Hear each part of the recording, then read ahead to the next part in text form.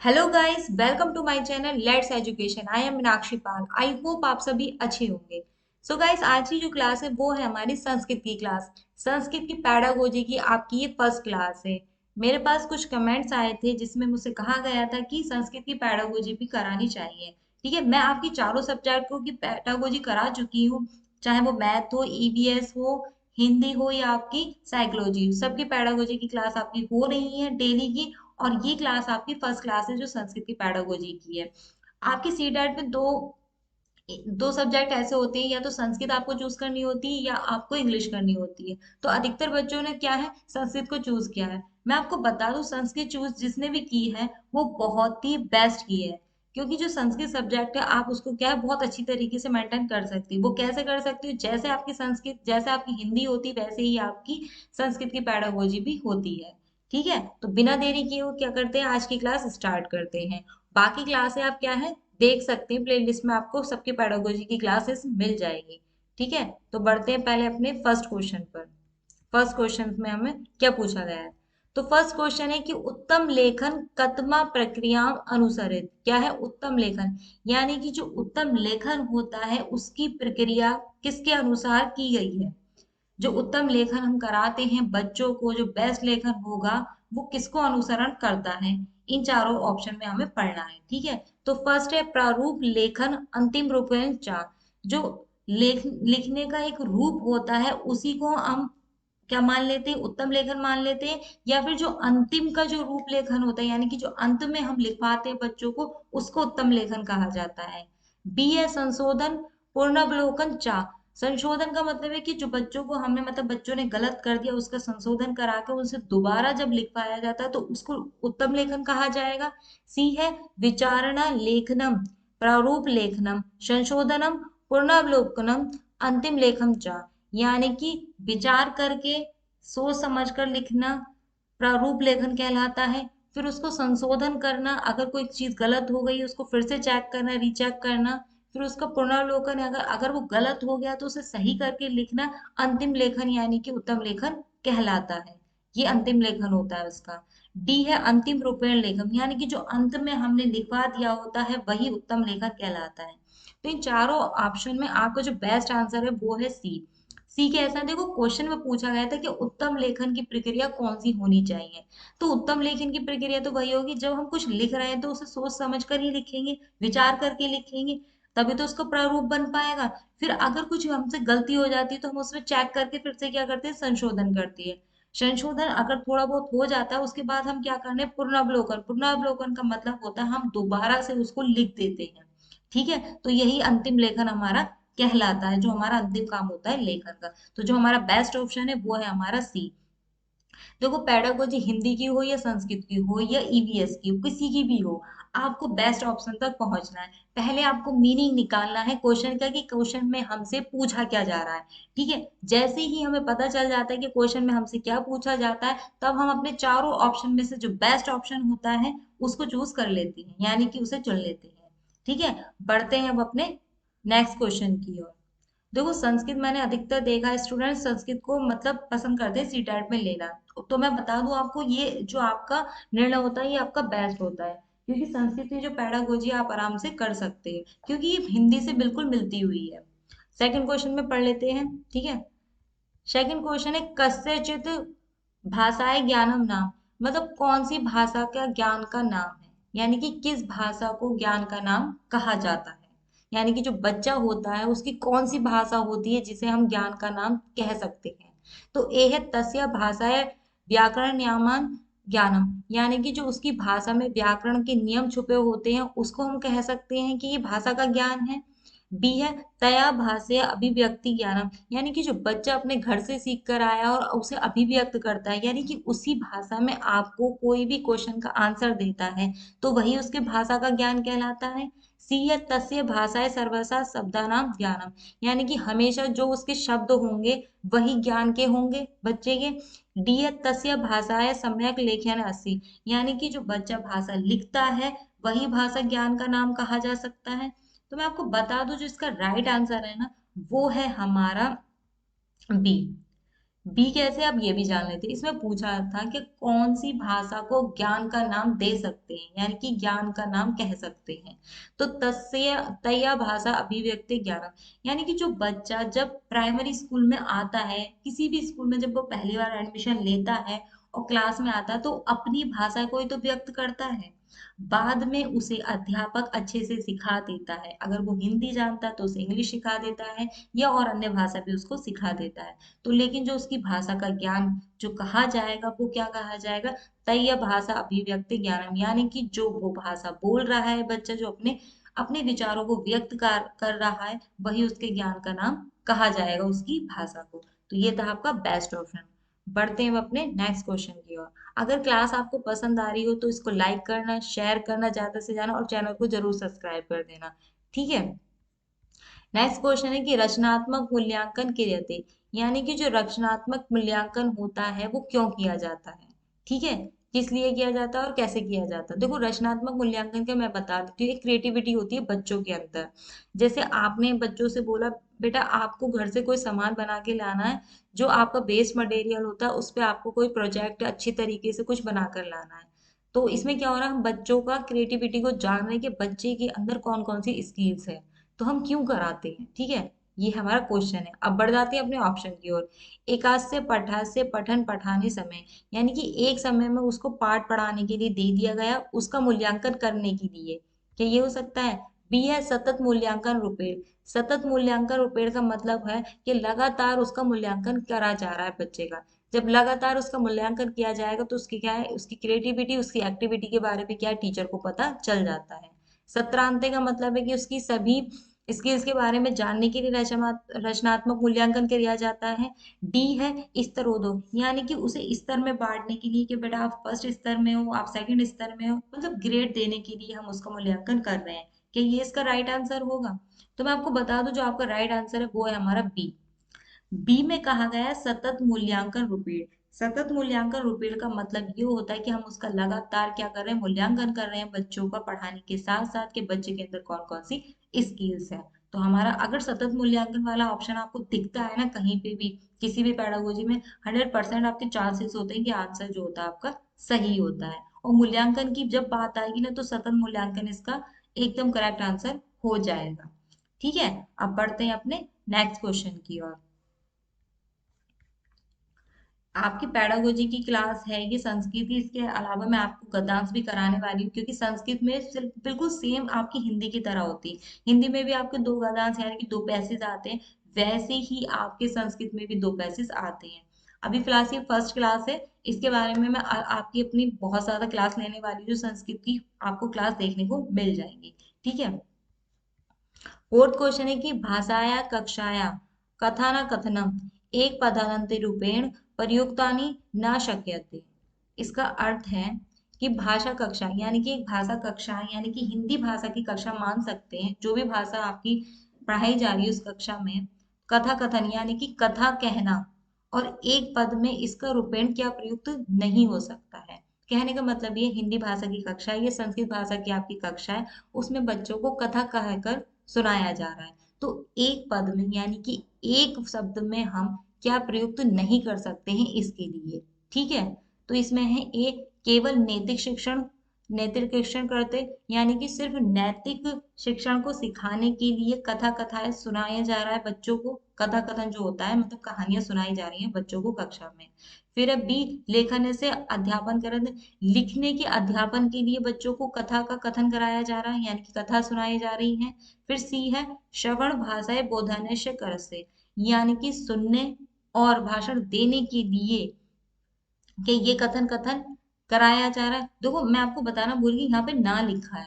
ना वाले क्वेश्चन ना बहुत ही ज्यादा क्या करते हैं, बहुत ही ज्यादा हमारे लिए टिपिकल बना देते हैं हमारे क्वेश्चन को। इसमें लिखा है कि हिंदी भाषा की संस्कृत भाषा की एक कक्षा है जिसमें एक पद में क्या प्रयुक्त नहीं हो सकता है।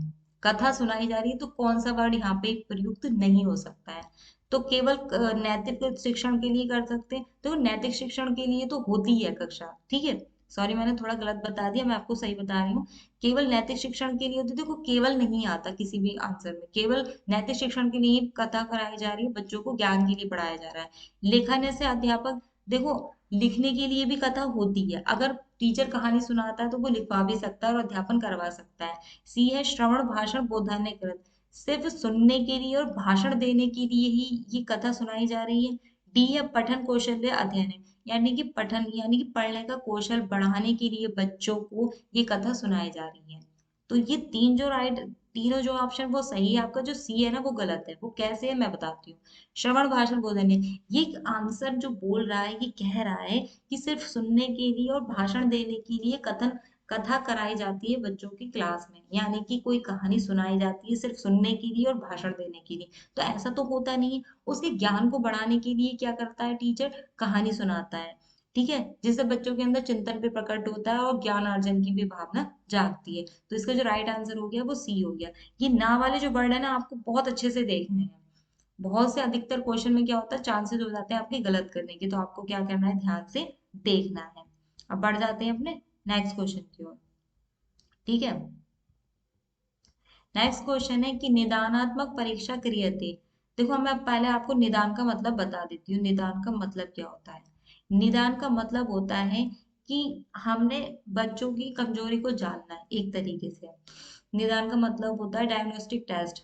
डायग्नोस्टिक टेस्ट का मतलब ये होता है कि आप बच्चों को पढ़ा रहे हैं तो आपका ये दायित्व बन रहा है, आपको पता होना चाहिए कि बच्चा आपका किस स्तर पर है और किस किस सब्जेक्ट में वीक है और किस टॉपिक को उसे समझ में नहीं आ रहा।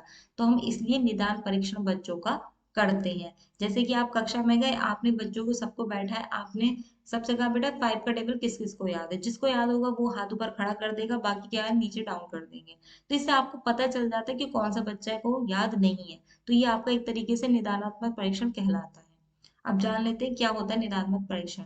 रचनात्मक परीक्षण करते, रचनात्मक परीक्षण कराने के लिए होता है, यानी कि बच्चों की क्रिएटिविटी जानने के लिए होता है, नहीं। सतत परीक्षा करते, यानी कि उनकी लगातार परीक्षा करने के लिए कराया जाता है निदान परीक्षण, बिल्कुल नहीं। सी है विद्यार्थी स्तर जागरूक। देखो विद्यार्थी यानी कि बच्चों का स्तर जानने के लिए निदान परीक्षण कराया जाता है कि बच्चे को हमारे क्या क्या आता है, वो किस स्तर पर है और कहाँ पर उसके अंदर कमी है। डी है अंतिम परीक्षा। अंतिम यानी कि वार्षिक परीक्षा कराते हैं तो उसे निदान परीक्षण कहते हैं, बिल्कुल नहीं। तो आपका जो राइट आंसर है ना वो है आपका सी। विद्यार्थियों का स्तर को ज्ञान को जानने के लिए निदान परीक्षण किया जाता है। पहले निदान किया जाता है फिर उपचार किया जाता है। पहले जाना जाता है कि बच्चे का स्तर कहाँ तक है, उसके क्या कमी है, फिर हम उस पर उपचार करते हैं। उपचार का मतलब क्या है, सुधार करते हैं बच्चे के अंदर, ठीक है। तो सी इसका राइट आंसर हो गया है। अब बढ़ जाते हैं अपने नेक्स्ट क्वेश्चन की ओर। देखो मैं आपको क्या कर रही हूँ, मतलब चारों ऑप्शन के मीनिंग बता रही हूँ। हिंदी में इसलिए बता रही हूँ क्योंकि देखो संस्कृत में बताऊंगी तो आपको समझ में नहीं आएगा। संस्कृत की क्लास तो जरूरी हो रही है लेकिन मैं संस्कृत में बात नहीं कर रही हूँ आपको समझाने के लिए। भाषा मुख्य रूपेण भवति, जो भाषा का मुख्य रूप है वो कौन सा है, भाषा का, ठीक है। ए है मौखिकी, क्या है, ए है आपकी मौखिकी, और बी है आपका लेखा चित्रात्मिका, मतलब कि लिखने के लिए होती है भाषा आपकी, और सी आपकी दृश्य यानी कि देखने के लिए होती है भाषा अपनी, डी आपकी लिखित है यानी कि लिखने के लिए होती है। तो देखो ना तो आपकी लिखने और चित्र बनाने के लिए होती है और ना ही देखने के लिए भाषा होती है और ना ही आपकी लिखने के लिए होती है। आपकी भाषा होती है मौखिकी। देखो मौखिकी की क्यों हो सकती, मौखिक और लिखित दोनों होना चाहिए था, आपके ऑप्शन भी हो सकता है। लिखित क्यों नहीं हो सकती, जबकि भाषा के दो रूप होते हैं, लिखित और मौखिक। मैं आपको बता दूं लिखित क्यों नहीं हो सकती। भाषा का मतलब होता है कोई सी भी लैंग्वेज हो, हिंदी हो या आपकी इंग्लिश हो या आपकी संस्कृत हो, जब तक हम अपनी बात को दूसरों तक नहीं पहुंचाते थे, आदान प्रदान नहीं करते थे, तो उसका भाषा का कोई मुख्य रूप नहीं रहता है। लिखित चांसेस तो हमारे सामने बाद में आते हैं। सबसे पहले हम जब लोगों से मिलते हैं तो उनसे क्या करते हैं, इंटरेक्शन करते हैं, तो सबसे पहले हम बात ही करते हैं, तो क्या होती है उसे मौखिक की भाषा कहा जाता है। तो जो मुख्य रूप मौखिक कहा जाएगा और अगर सेकंड रूप की बात आएगी तब इसमें लिखित आ जाएगा, ठीक है। तो इसका जो राइट आंसर हो गया वो हो गया आपका ए। बढ़ते हैं अब नेक्स्ट क्वेश्चन की ओर। नेक्स्ट क्वेश्चन है कि एकस्य शब्दशः नाम ज्ञान नाम, यानी कि ए शब्द के लिए कौन सा नाम है। एक शब्द का ज्ञान का नाम क्या है। अगर एक शब्द में हम किसी ज्ञान को डिनोट करें या बताएं तो उसका नाम क्या होगा, ठीक है। तस्य मूले ज्ञानम, यानी कि बच्चों के जो अंदर मूल ज्ञान होता है उसे कहा जाता है ज्ञान का नाम एक शब्द में। बी है तस्य रूपस्य नाम, यानी कि उसके रूप में जो ज्ञान दिया जाता है बच्चों को उसे कहा जाएगा। सी है तस्य अर्थ न ज्ञानम, यानी कि इसकी किसी शब्द के अर्थ को जानना और उसका अर्थ ग्रहण करना ही कहा जाता है ज्ञान का अर्थ। और डी है तस्य वर्तनी ज्ञानम, यानी कि उसकी वर्तनी को ज्ञान मतलब उसकी वर्तनी को समझना तो ज्ञान कहा जाता है। तो मैं आपको बता दूं जो इसका राइट आंसर है वो है आपका सी। सी कैसे, तस्य अर्थानम ज्ञानम, कोई भी शब्द है अगर उसका ज्ञान देना है हमें तो क्या करना चाहिए, उसके अर्थ को ग्रहण करना चाहिए। अगर मान लो मैंने कोई भी शब्द बच्चों को बोला या आपने कोई भी शब्द सुना, तो आप जब भी तो उसका आंसर दे पाओगे जब उसका अर्थ ग्रहण कर पाओगे, उसका मीनिंग बता पाओगे। तो क्या होगा, तस्य अर्थ से ज्ञानम, यानी कि उसके अर्थ का ज्ञान को जान लेना ही किसी शब्द के ज्ञान को जान लेना होता है। ठीक है, तो सी आपका क्या हो गया इसमें, राइट आंसर हो गया। अब बढ़ जाते हैं अपने नेक्स्ट क्वेश्चन की ओर। नेक्स्ट क्वेश्चन है कि बहुभाषिकता कक्षाएं साधारण रूपेण विविध आधार शिक्षक, यानी कि बहुभाषिकता वाली एक कक्षा है जिसमें अलग अलग भाषा बोलने वाले बच्चे बैठे हैं, यानी कि पंजाबी भी, ठीक है पंजाबी हो गई, कुछ लोग उर्दू बोलते हैं, कुछ लोग संस्कृत बोलते हैं, कुछ लोग इंग्लिश बोलते हैं। तो ऐसी कई प्रकार की यानी बहुभाषिकता वाली एक कक्षा है, क्लास है, जिसमें साधन के रूप में क्या करना चाहिए, शिक्षक को साधन के रूप में शिक्षक को क्या करना चाहिए। ठीक है, ए है अनेक भाषाएं अध्यापन कुर्यात, यानी कि अनेक भाषाओं को अध्यापन करना चाहिए बच्चों को। ठीक है, अध्यापन करना चाहिए शिक्षक को, यानी कि उसे अनेक भाषाएं आनी चाहिए तब वो बच्चों को पढ़ा पाएगा। बी है मातृभाषा अधिगम कुर्यात, यानी कि उसकी मातृभाषा का ज्ञान करवाना चाहिए बच्चों को। सी है विद्यार्थी न सर्वश्रेष्ठ भाषा ज्ञान कुर्यात, यानी कि सभी बच्चों को सभी भाषाओं का ज्ञान करवाना चाहिए। फिर डी है विद्यार्थी भाषाण उपयोग कुर्योत, यानी कि विद्यार्थी की जो भाषा है उसका उपयोग करना चाहिए, तभी बच्चों को तभी शिक्षक उन्हें क्या कर पाएगा, पढ़ा पाएगा। तो जिसका राइट आंसर है ना वो है आपका डी। देखो डी कैसे, अब मैं बता देती हूँ। विद्यार्थी की भाषा का उपयोग करना, जो विद्यार्थी अपनी भाषा घर से सीख के आया, अपनी मातृभाषा को सीख के आया, उसी का उपयोग करके उसे क्या करना चाहिए, सिखाना चाहिए। देखो अलग अलग डिफरेंट डिफरेंट लैंग्वेज वाले बच्चे अगर क्लास में बैठे हैं, अब टीचर तो इतना वो नहीं हो सकता कि वो 15 की 15 लैंग्वेज सीख ले, 5 की 5 लैंग्वेज सीख सकता है। एक विद्यार्थी को उठाता है उसकी लैंग्वेज में उसका ही आंसर देने की कोशिश करना होता है। ठीक है, तो इससे क्या होता है, एक साधन के रूप में क्या और बच्चे भी सीख जाते हैं उस भाषा को। आपको क्या होता है, बच्चों के अंदर ना एक्वायर करने की बहुत बड़ी क्षमता होती है। अगर उसे कोई सी भी लैंग्वेज आप सिखाओ तो वो आसानी से सीख जाता है। तो शिक्षक को क्या है, ये साधन के रूप में करना चाहिए और विद्यार्थी की भाषा का उपयोग ही करना चाहिए उसी कक्षा में। ठीक है, तो डी इसका राइट आंसर आपका हो जाएगा। अब बढ़ जाते हैं अपने नेक्स्ट क्वेश्चन की ओर। ठीक है, नेक्स्ट क्वेश्चन है आपका 9, डिस्ग्राफिया प्रतीति। डिस्ग्राफिया आपकी एक बीमारी होती है, एक आपका डिसऑर्डर होता है, वो किसके संबंध में होता है ये आपको बताना है। ये क्वेश्चन आपका बहुत ज्यादा इंपॉर्टेंट है, वेरी वेरी इंपॉर्टेंट है। ये आपका मैं बताऊं ईवीएस, हिंदी, मैथ्स, यानी कि अगर पांचों सब्जेक्ट में भी आपसे पूछा जा सकता है किसी में भी, चाहे वो साइकोलॉजी का ही सब्जेक्ट क्यों ना हो। ठीक है, डिस्ग्राफिया का क्या होता है, ये एक अक्षमता होती है बच्चों के अंदर पाया जाता है। ठीक है, क्या पाया जाता है, एक मतलब रोग होता है जिससे बच्चे क्या होते हैं, ग्रसित होते हैं। तो किससे संबंधित है ये रोग, इससे बारे में बताते हैं। ठीक है, अवधारणा बोधे संज्ञानात्मक न्यूनतम, यानी कि बच्चों को जो ज्ञान है या संज्ञान है उनकी समझने की क्षमता क्या है, न्यूनतम कर देता है, समझने की क्षमता को न्यूनतम कर देता है ये बीमारी। बी है कस्यचित पाठ्यश पढ़ने कठिन है, उसे किसी भी पाठ को पढ़ने में कठिन मतलब कठिन लगता है। ठीक है, फिर सी है लिखित भाषाएं बोधे भाषा का न्यूनतम, यानी कि लिखित भाषा यानी कि जो लिखने वाली भाषा है उसमें क्या है, उसकी कमी आ जाती है। ठीक है, क्या करता है वो लिखित भाषा को नहीं लिख पाता है। डी है संख्याना बोधे अंक करते न्यूनतम, यानी कि जो संख्या वाले सब्जेक्ट होता है जैसे मैथ हो गया, अंक गणित हो गया, उसमें क्या है वो कमजोर हो जाता है। तो मैं आपको बता दूं जो इसका राइट आंसर वो है आपका सी, लिखन संबंधी पठन कमी होती है इसमें, बच्चा लिख नहीं पाता है। ठीक है, इस बीमारी की वजह से डिस्ग्राफिया। इसकी एक ट्रिक भी मैं बता दूं, ग्राफ ग्राफ आपके क्या होते हैं, बनाती तो ग्राफ ही तो बनाते हो आप, ऐसे करके कॉपी पे बनाया जाता है। तो ये लिखने वाला ही काम हो गया, तो इससे ही डिस्ग्राफिया से कौन सी कमी होती है, लिखत भाषा, यानी कि लिखने में उसे परेशानी होती है। ये आज हम तो बहुत सारी होती है, मैं आपको एक क्लास बना दूंगी जिससे रिलेटेड आपसे एक क्वेश्चन तो पूछा ही जाता है 100%। ठीक है, तो डिस्ग्राफिया किससे संबंधित है? पठन लेखन यानी कि लिखने से संबंधित है, लिखने की कमी होती है बच्चे के अंदर। अब बढ़ते हैं अपने नेक्स्ट क्वेश्चन की ओर। ठीक है, नेक्स्ट क्वेश्चन है हमारा 10th। 10th पे गया कि विभिन्न विषयान ज्ञानस्य कृते विद्यार्थी ने मातृभाषा या उपयोग, यानी कि विभिन्न प्रकार के ज्ञान से, क्या है, विभिन्न प्रकार का जो विषय है उसके ज्ञान को विद्यार्थियों की मातृभाषा का उपयोग करके कैसे सिखाना चाहिए। ठीक है, हमें बहुत सारे विषय पढ़ाने हैं बच्चों को, तो हमें क्या करना चाहिए, तो उसकी मातृभाषा का जो प्रयोग हो वो कैसे करना चाहिए, ये क्वेश्चन में पूछा गया है। अब पढ़ लेते हैं ऑप्शन। ए है ज्ञान प्राप्ति सहायन कृषि, तो जो उसकी जो मातृभाषा है वो क्या करती है, उसे ज्ञान प्राप्त करने में सहायता करती है। बी है इतर भाषाएं विषयाण अधिगम बाधक होती, यानी कि जो उसकी मातृभाषा है वो बाधक बन जाती है उसे और सब्जेक्ट सीखने में। जैसे अब कोई बच्चा है उसको हिंदी आती है, तो अब टीचर क्या करेगा, उसको इंग्लिश भी सिखाने की कोशिश करेगा। ठीक है, और कोई तीसरी लैंग्वेज भी सिखाने की कोशिश करेगी, तो जो उसकी मातृभाषा का उपयोग है वो उसका किस प्रकार से मदद कर सकता है, ये पूछा गया है। तो इसमें क्या कहा है कि बाधक बन जाएगी उसकी मातृभाषा, ऐसा तो कभी हो ही नहीं सकता। सी है अन्यासा भाषण ज्ञान विघ्न जन्यसी, यानी कि दूसरी भाषाओं को ज्ञान अर्जन करने के लिए विघ्न, विघ्न का मतलब क्या है, उसे कठिनाई मुसीबत हो सकती है।